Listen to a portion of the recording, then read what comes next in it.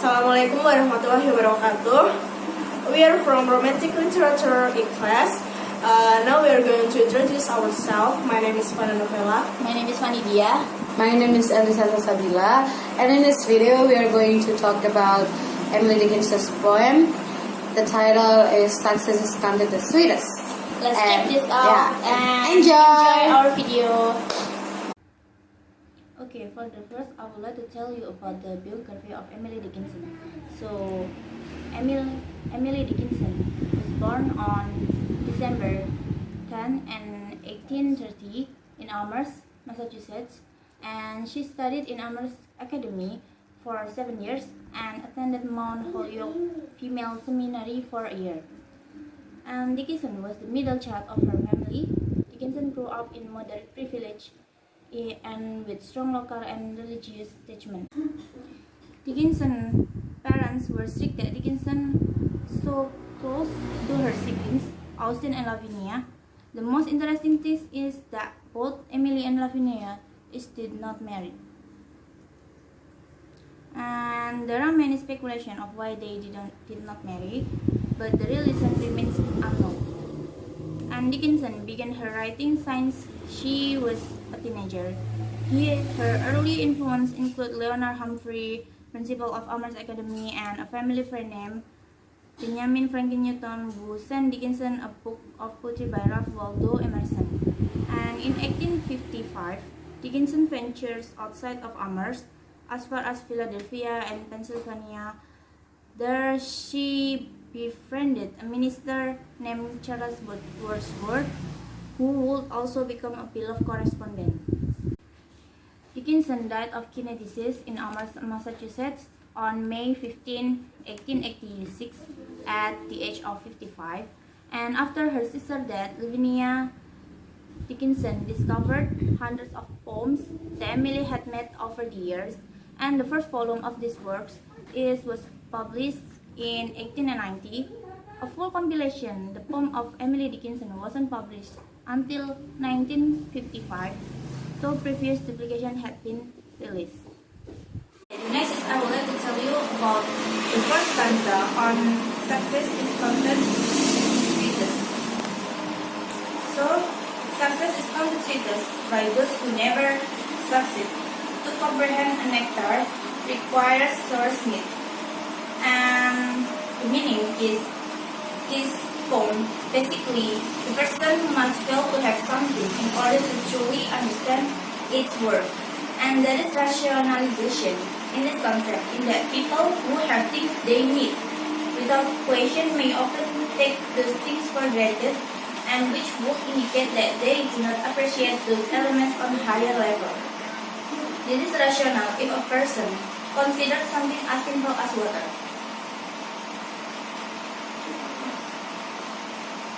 If all we need to do is open a bottle or turn a faucet to get it, we could assume it will be accessible.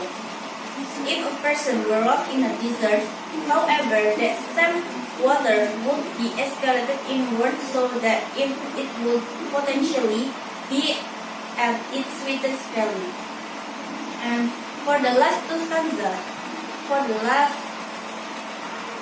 lines of the stanza, nectar is being used to describe the situation, and this connects to the earlier lines of the stanza. It seems nectar is sweet, but it is also worth noting that nectar was mythologically connected to Roman and Greek deities. By bringing in a food that is connected to such a high idea of existence, Dickinson has provided something that should automatically be amazing because it is so out of reach, but still a person will only comprehend that greatness is in sorest need. This indicates that no matter how grand the natural elements or object, a person will only appreciate it to its fullest if they drastically need it. Now I will explain the second stanza. Not one of all the purple house who took the flag today comes out the definition so clear of victory. By referencing the purple house in this stanza, Dickinson has grouped royalty into the question since purple was historically a word that was connected to the rich and the royal. Given that those in purple are the ones who took the flag today, it seems fitting to assume that this is royalty whose army has won a battle. Note as well that other than the beginnings of lines, the only two capitalized words in this stanza are the ones connected to the royalty and their country, host and flag. What this indicates are the being who stand over the situations, whereas the combating soldier are treated as somewhat low-light. This establishes a level of importance to stature, no doubt, but Dickinson states that this host elevation regarding the physical circumstance make it so. Not one of them can tell the definition of victory, even though they are the ones who claim the flag. They do not understand the significance of what the ongoing struggle for it means. In this, they cannot truly struggle for it. In this, they cannot truly appreciate the victory. They cannot even tell the definition of it. So they will never fully appreciate the feeling of achievement when the battle is over. Yeah. Now I'm going to explain the last stanza. It is the third stanza, and the stanza say, as he defeated, dying, on his forbidden ear, the distant strains of triumph burst agonized and clear. I think that this stanza is explaining about the losing team, the losing side of the war, because it said that on whose forbidden ear, the distant strains of triumph. It says, for me, it described that the losing soldier is dying, he's going to die, but he's still able to listen to the winning side triumph scream. Even though it is far away, it is why I said it is far away, because the poem said that the distant strains of triumph, the triumph, it is far away from them. It is far away from the losing side.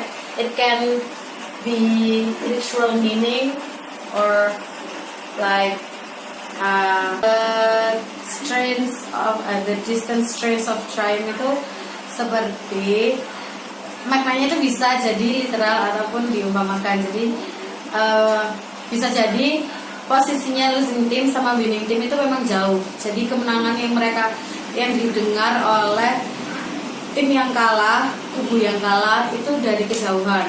Tapi bisa jadi artinya itu kemenangan itu jauh sekali. Maksudnya kemenangannya tuh jauh dari losing team.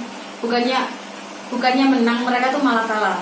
Dan itu yang membuat kemenangan itu jauh dari the losing team.